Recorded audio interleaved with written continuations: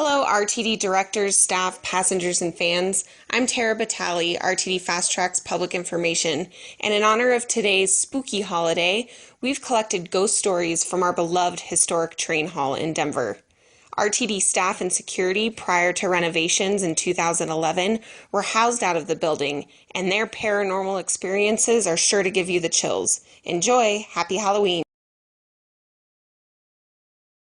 Howdy folks, welcome to Halloween at Union Station. My name is Tom Noel. I'm a professor of Denver, Colorado history at CU Denver, also known as Dr. Colorado. I've spent much time exploring Union Station over the years. Ever since Union Station was built in 1881, probably 1 million folks have passed through that. Many of them are ghosts now. I think of all the soldiers that went through Union Station, boarding troop trains, and there they said goodbye to their loved ones, and many of those folks never returned. Hi, I'm Michelle McElhaney, and I'm an office engineer on the Denver Union Station project, and I worked inside the historic building. I want to tell you about a few spooky encounters I had while working there. The first one happened early one morning when I was the only one in the office when our security guard came flying through the door with his hand on his gun, asking in a panicked voice where John Kirk, our quality manager, was. I'm like, I don't know, I haven't seen him, he hasn't been here all morning yet, I saw him yesterday. He informed me that somehow his office phone had dialed 911. I let him know that I hadn't seen anybody in the office, I hadn't dialed 911, I don't know how this could possibly have been possible.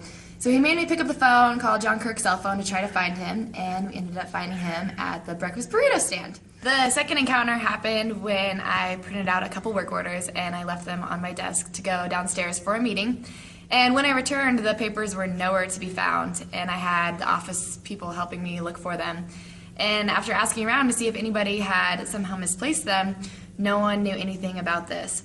After the 911 call and the documents going missing, I'm convinced there are ghosts at Union Station. I'm going to be sharing a story from Donna Martin, who was an RTD security officer at Union Station prior to renovations starting.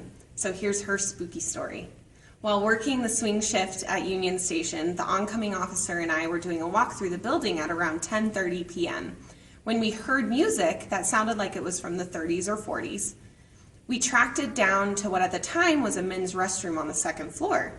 We knocked on the door and loudly asked who was in there. After doing this a couple times, we announced that we were entering, still asking who was there.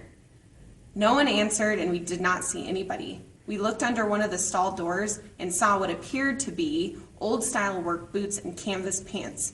We hurriedly left the bathroom, but never saw anyone else leave. The music stopped, and we continued our walk through, convinced it was a Union Station ghost.